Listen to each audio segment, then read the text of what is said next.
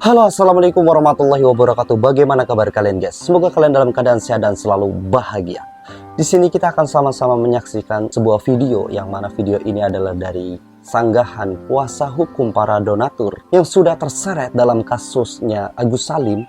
Ya, kasus yang menjadi polemik lah ya tentang donasi-donasi itu. Bagaimana sih videonya dan bagaimana ceritanya? Kita tonton videonya. Ini dia. Kita melihat ada beberapa pertanyaan-pertanyaan yang disampaikan ini memang terpaksa harus kita respon dengan baik ya. Kita paham beliau ini kan selalu membawakan nama istilah pengacara pembela orang atau kaum lemah, kaum lembek, kaum apalah itu, kaum apa ya, terserahlah gitu dengan kaum apa itu ya. Saya akan coba tanggapi ya terkait masalah apa yang disampaikan oleh pengacaranya Agus ini. Dia katakan silakan tunjuk pengacara untuk menghadapi kami, ya, mampu nggak menghadapi pengacara-pengacara kami atau tim pengacara kami. Tentu kami akan sampaikan dari kuasa donatur, kita tidak ada persaingan antar pengacara ya. Profesi ini mulia. Kalau kita mau lakukan proses upaya hukum, baik itu gugatan di pengadilan, ya sudah, itu hal yang lumrah, hal yang sangat wajar di dalam proses berperkara antara pemberi kuasa dengan penerima kuasa. Jadi nggak ada yang perlu disikapi terlalu berlebihan. Nanti kita lihat saja, gitu ya. Jadi kami tidak perlu merespon terlalu jauh lah itu. Nanti kita lihat saja. Nggak usah terlalu digembur-gemburkan, nggak begitu penting menurut kami itu. Tapi yang pasti kami saat ini adalah tim kuasa dari donatur, memiliki peran penting untuk mengawal proses masalah donasi ini. Begitu. Bang, tapi terkait Farhad juga bilang untuk dari tim kuasa hukum donatur itu tidak perlu ikut campur soal masalah donasinya Agus gitu Bang. Itu gimana tuh? Mengingatkan maksudnya sebenarnya sumber dari awalnya itu kan dari donatur ya, kalau kita bisa tarik ke belakang gitu ya. Ya, jadi kami malah jadi berpikir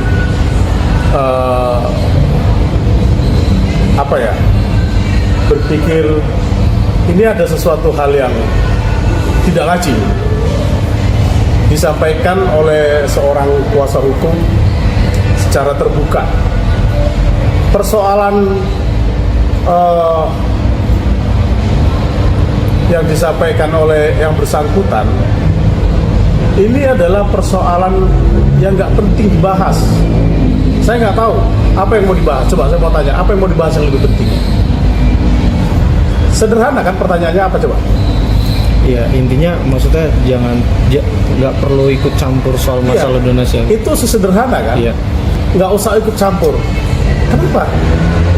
Dia kan tahu bahwasanya uang yang sampai kepada Agus itu adalah uang donatur. Apa maksudnya? Sesederhana itu saja dibikin pelik, dibikin sulit. Susah kita ya dalam menangani proses-proses persoalan seperti ini. Saya pikir terlalu jauh. Ikut saja prosesnya. Ada donatur, ada teknopis sebagai penggalang dana, ada Agus sebagai penerima donasi. Dasarnya apa? Yang bersangkutan menyatakan nggak perlu ikut campur. Sampaikan dong dasarnya, baru kita bisa jawab. Dasarnya nggak ada. Kalau kita ada dasarnya, ya. Dasar kita adalah sebagai donatur atau mewakili donatur, di mana persoalan ini sebelumnya kita nggak mau tahu mau bagaimana proses uang itu, karena kita sudah merasa didonasikan. Tapi karena ini ditarik kembali oleh Nopi, dianggap ada penyalahgunaan uang yang tidak sesuai amanah. Lah, pemilik uang perlu dong tahu, kok bisa begitu? Iya. Kok bisa jadi seperti ini? Gitu. Jadi kalau dibilang nggak perlu tahu atau nggak usah urut campur, saya sedang tidak mencampuri dia, gitu ya. Saya nggak mencampuri dia, saya sedang mencampuri donasinya. Donasinya ini kan untuk Agus. donasinya ini dari donatur. Nah, donasinya ini sekarang ada di Teknopi. Gitu. Kemarin kita sih sudah puji yang bersangkutan mau berdamai. Tapi kalau muncul lagi statement seperti ini nggak paham saya. Sebenarnya komitmennya seperti apa sih? Ada kepentingan apa sih sebenarnya dalam persoalan ini? Hah? Ini, saya bingung ya. Seorang kuasa hukum yang harusnya menjadi teladan di dalam memberikan penjelasan tentang terkait sebuah persoalan hukum, jangan memberikan penjelasan yang multitafsir. Jelaskan aja sih detail-detailnya. Itu sih kalau menurut saya. Bang, tapi terkait dia bilang, maksudnya silakan aja tunjuk pengacara dan buat surat kuasa gugatan orang perorangan nih soal masalah donasi gitu. Akan kita hadapi di pengadilan itu kan kata-kata itu kan mungkin sedikit memancing ya Bang ya. Maksudnya apakah akan ada tindakan yang bisa dikatakan tuh maksudnya apakah akan ada tindakan dari tim kuasa hukum donatur untuk memproses ini ke langkah hukum gitu Bang, mengingat dari statement dan kata-katanya pengacara FI. Benar. Saya mau menjawab atau? Iya, jadi gini loh. Kalau kita fokus dengan pokok perkaranya, kita sudah bersyukur kemajuannya membaik ke arah penyelesaian.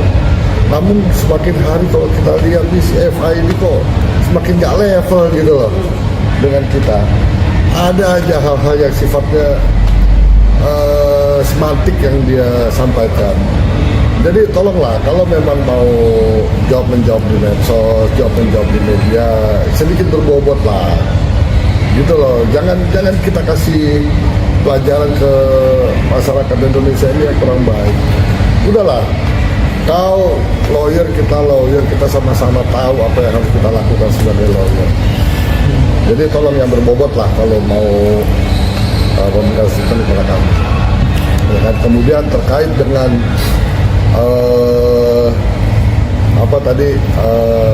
gugatan masalah gugatan, ya kan, kita ini memang menunggu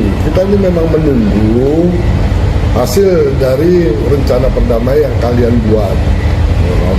Saya mau tahu apa sih yang kalian mau buat, formatnya itu bagaimana, substansinya itu seperti apa perdamaian itu. Ya kan, bukannya kita mau memperpanjang atau kita mau berlalu-lalu, enggak. Kalau memang persoalan ini menjadi baik dengan perdamaian, oke, kita setuju, nggak akan kita lakukan gugatan itu. Namun sebaliknya ya, apabila gugatan itu juga tidak memenuhi rasa keadilan kita akan maju terus. Dan perlu diingat, ya, kalian bilang donasi itu haknya Agus. Kau sekolah di mana? Kau sendiri yang bilang Novi itu menyelenggarakan donasi tanpa izin, ilegal. Nah, terus kau mau bagi uang itu semuanya untuk Agus, ya nggak bisa lah. Hasil dari donasi itu juga ilegal. Bukan Agus yang berhak, dan bukan semuanya yang berhak itu majelis hakim nanti yang ambil keputusan siapa yang berhak, yang paling berhak atas kegunaan dana itu selanjutnya apabila ada sisa dari hasil pengobatan si Agus. Jadi jangan kita lari kemana-mana, fokus, ayo mau berdebat, ayo kita tunggu kapan kita bisa ketemu. Ini kan dari di story itu kan bilang kan Jadi gitu guys, dari para pengacara donatur, dia mengatakan bahwa kalau kita mau berbicara, sesuailah substansinya, sesuai materi pokoknya, sesuai permasalahannya gitu loh. Jadi jangan dilebar-lebarkan kemana-mana. Jadi permasalahan ini tuh menjadi polemik bagi masyarakat. Dan masyarakat yang menonton itu pun jadi bikin bingung guys. Bagaimana sih ini permasalahannya kemana-mana gitu loh. Padahal ini adalah kasus tentang peristiwa kemanusiaan. Awalnya itu guys. Yang pertama itu awalnya kasus kemanusiaan. Kenapa jadi kerana hukum, jadi saling melapor, bahkan Bang Densu yang mana dia itu menjadi salah satu fasilitator, ya kan. Dia sudah mau membuat podcast untuk agar penggalangan dana itu untuk korban Agus Salim itu menjadi meludak ya kan, bisa sampai 1,5 miliar. Itu harusnya kita, ya Allah. Kalau saya sebagai masyarakat biasa nih guys, saya sebagai masyarakat biasa ini udah rasa syukur saya itu udah tertinggi lah. Kita udah mengalami peristiwa yang mana Bang Densu, Teh Novi, dan para donatur itu sebenarnya tidak tahu kasus kalian. Tidak tahu kasus Agus Salim. Dan mereka juga bukan orang yang ikut dalam peristiwa itu gitu loh. Tapi mereka mau bersifat bijak. Mau ikut membantu gitu loh. Harusnya kita bersyukurlah. Ya terlepas dari itu masalah hak dan kewajiban saya kurang terlalu paham ya guys ya. Tapi saya hanya melihat dari sisi kemanusiaan, dari sisi masyarakat biasa lah ya. Kayak saya itu kan masyarakat biasa guys. Mencari uang aja udah susah lah ya kan. Apalagi mencari dana dengan nominal yang wah fantastis. Miliaran guys. Bukan ratusan ribu, bukan ribuan. Ini miliaran guys. Udah dikasih ya kita kalau bagi saya guys. Kalau misalkan kayak masyarakat kayak saya, nauzubillah min dalik, tapi ya guys ya, saya nggak mau dapat peristiwa seperti itu juga, karena itu pasti bagi Mas Agus Salim atau korban, itu pasti akan menyakitkan banget bagi keluarganya, karena yang diserang adalah organ vital yaitu mata guys. Mata itu adalah salah satu organ yang menjadi salah satu bagian paling penting dalam tubuh kita, karena itu menjadi panca indera. Tapi bagaimanapun juga kita harus melihat dari sisi lainnya guys, bahwa ini adalah peristiwa kemanusiaan. Tolonglah, peristiwa kemanusiaan jangan ditarik ke garis-garis di mana itu ada ranah hukum. Jadi tolonglah, ini sebagai tontonan masyarakat, berikan jangan berikan sesuatu yang kontraproduktif. Jadi biar masyarakat juga kita saling rukun gitu loh. Saran saya sih harusnya Bang FA dan pihak dari Agus Salim, ayolah berdamai gitu loh.